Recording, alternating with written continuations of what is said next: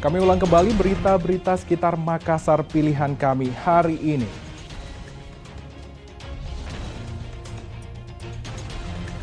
Pemuda pencuri ponsel bekas di sebuah konter di Kabupaten Sidrap kabur dari kejaran petugas.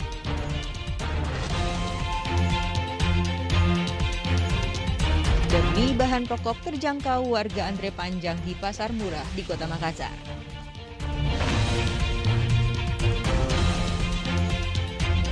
Syarat akan makna sejarah, cinta benda pusaka rela tukar mobil hingga motor demi sebuah badik.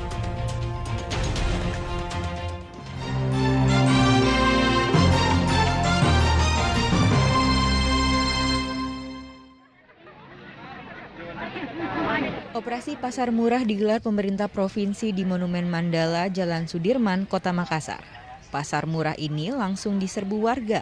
Berbondong-bondong, warga antre panjang untuk mendapatkan kebutuhan pokok dengan harga murah seperti minyak kelapa, terigu, gula, dan beras. Antrean panjang dari pagi hingga siang terlihat pada Selasa lalu. Dari operasi pasar ini, minyak goreng kemasan 2 liter dapat dibeli dengan harga Rp28.000 dan terigu Rp12.000. Sementara gula pasir seharga Rp13.000 per kilonya serta beras dengan harga murah. Siap. Makasih banyak. Gula, terigu, minyak. Oh, ini mengantar sampai jam berapa, Bu? Mulai dari jam berapa? Tadi jam 8 saya masuk sini. Masa dapat jam 11. Oh, banyak antar ya? Iya. Dari mana kita dapat info ini, Bu? Bilang adanya. Dari tetangga, dari tetangga. Oh, dari tetangga ya, Bu? Kalau minyak dibatasi, satu orang cuma bisa 1 pot. Satu ya? Ya. Kalau gula sendiri? Kalau kenapa? Kalau Gula? gula? Kalau gula satu orang maksimal 5 kilo bisa ambil. Beras juga ya, Bu? Tapi gula kami sudah sedia sih, Pak. Kalau mau di gudang juga banyak, tapi untuk di sini kita batasi 5 kilo. Kalau mau beli di Bulog, silakan ke Bulog bisa. Untuk targetnya sendiri nih, Bu? Sampai habis semua barang yang tadi. Sampai habis ya, Bu? Iya, sampai terjual habis. Pasar murah dilakukan dengan kolaborasi Perum Bulog Sulselbar, Dinas Perindustrian Perdagangan Provinsi Sulsel, dan pihak distributor. Operasi pasar murah ini dilakukan sebagai langkah untuk menjawab keresahan warga terkait kelangkaan minyak goreng dan kebutuhan pokok lainnya. Diharapkan dengan operasi pasar murah, kepercayaan masyarakat terhadap pemerintah Sulawesi Selatan dapat pulih kembali. Zainuddin melaporkan dari Kota Makassar.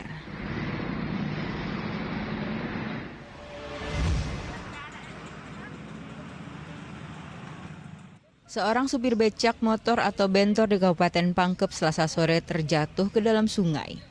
Diduga supir mengantuk hingga menghantam jalan berlubang. Bentornya pun oleng mengarah ke sungai di pinggir jalan. Beruntung dalam kecelakaan tunggal ini sang supir bersama 1 orang penumpangnya selamat. Setelah mendapat bantuan dari warga setempat, 2 korban berhasil dievakuasi dari dalam bentor. Supir bentor akan mengantarkan penumpangnya ke pasar di tengah kota, namun batal setelah insiden ini. Bontoa. Rencana mau kemana, Pak? Mau ke Pangkep? Oh, ke pasar tuh, Pak. Pak, kenapa bisa terjun ini? Oh, lubang. Memang kencang sekali Ki atau bagaimana? Oh, pas. Gas. Ada berapa orang jatuh? Lalu di situ ada topi pulang kayak di pasar ada tapi ini yang tadi kejadiannya jam berapa? Barusan. Lubang yang berada di bahu jalan ini terus membesar akibat diguyur hujan serta menjadi lintasan truk bermuatan besar. Lubang jalan di lokasi ini juga sering membuat sejumlah pengendara jatuh. Di malam hari, kecelakaan lebih sering terjadi. Warga berharap pemerintah kabupaten segera memperbaiki jalan berlubang yang kerap menyebabkan kecelakaan. Andi Muhammad Sardi melaporkan dari Kabupaten Pangkep.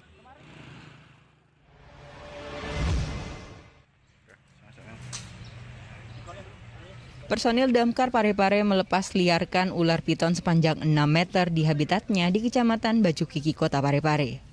Ular seberat kira-kira 50 kg ini ditangkap petugas damkar di Kompleks Pasar Senggol, Kota Parepare pada Selasa dini hari. Ular ditangkap setelah adanya laporan seorang pedagang kuliner yang melihat adanya ular piton saat ia tengah membuka dagangannya di Pasar Senggol, Kota Parepare. Binatang melata tersebut diduga terbawa arus laut dari ujung Lero, Pulau Seberang, dan terdampar di pesisir Pantai Senggol. Kira 5 meter, 6 meter. 6 meter. Nah, ini ditangkap di mana ini? Di area pasar Senggol. Di Pasar Senggol. Itu aktivitas warga masih Iya, sementara langsung. masih berlangsung. Itu kira-kira dari mana ini ular? Menurut percaya mungkin dari daerah sebelah gunung yang sebelah itu atau mungkin dari Lero. Dia Terbawa arus, kapal arus. Oh, terbawa arus laut ya. Ini terus ke depannya dibawa kemana ularnya, Pak? Dibawa ke habitatnya. Habitatnya. Diharapkan dengan melepas liarkan ke habitatnya, ular piton tidak kembali mengganggu warga. Suardi Gatang melaporkan dari Kota Parepare.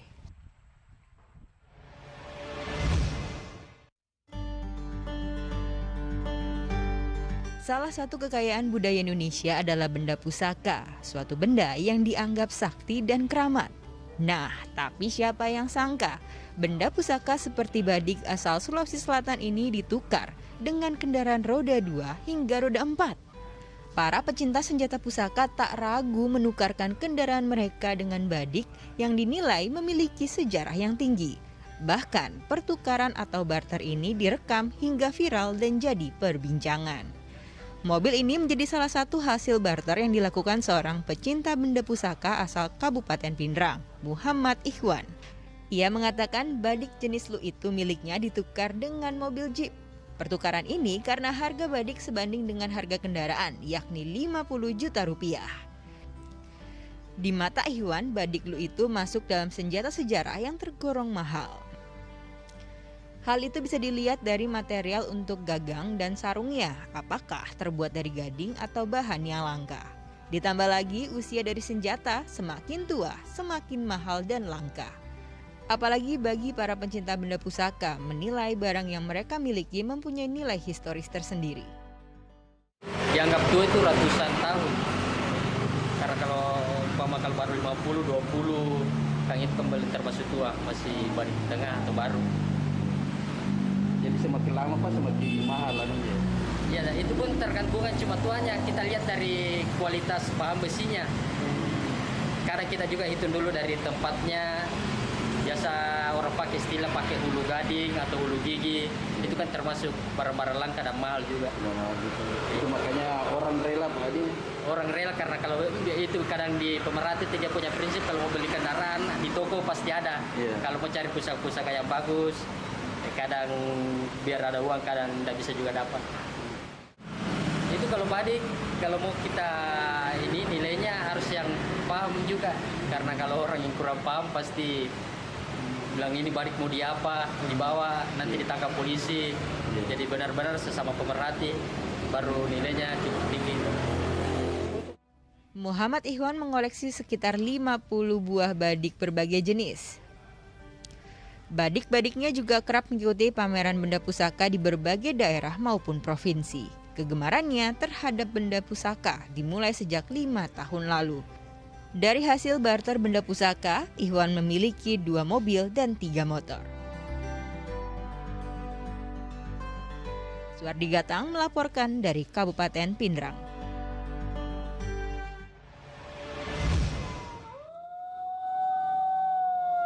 Petugas dari Pertamina dan tim rescue pemadam kebakaran dengan cepat memadamkan api di permukiman Tamalaba, Kecamatan Ujung Tanah, Kota Makassar.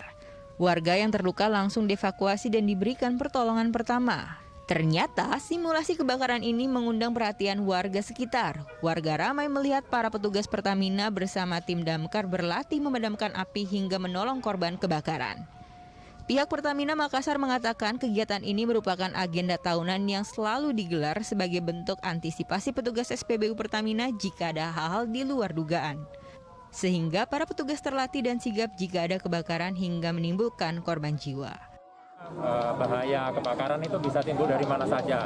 Apalagi kita yang memiliki tingkat resiko bisnis yang sangat tinggi, sangat tidak dipungkiri bahwa memerlukan backup bantuan dari warga. Begitupun karena warga terletak di pemukiman yang padat, sangat pasti bisa memerlukan koordinasi dan bantuan dari baik Pertamina maupun Damkar. Jadi hari ini kita adakan pelatihan mulai dari bagaimana menangani api kecil, kemudian menangani korban yang luka, sampai dengan simulasi kebakaran di tempat keramaian. Harapannya ini bisa menjadi pengingat ketika di kemudian hari terjadi keadaan yang real, pola-pola koordinasinya ini sudah bisa diterapkan. Usai simulasi, para peserta dievaluasi sehingga kesalahan minor bisa jadi pelajaran. Pihak Pertamina berharap simulasi ini bisa meningkatkan kewaspadaan terutama di SPBU di sekitar ujung tanah. Zainuddin melaporkan dari Kota Makassar.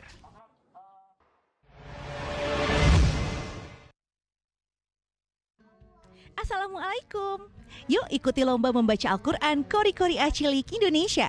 Kirimkan video membaca Al-Quran ke koricilikindonesia@gmail.com. Format video HD dan landscape dengan durasi maksimal 5 menit.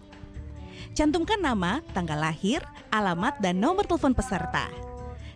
Video membaca Al-Quranmu ditunggu sampai tanggal 10 Maret 2022. Saksikan Kori-Kori Cilik di Ajwa TV.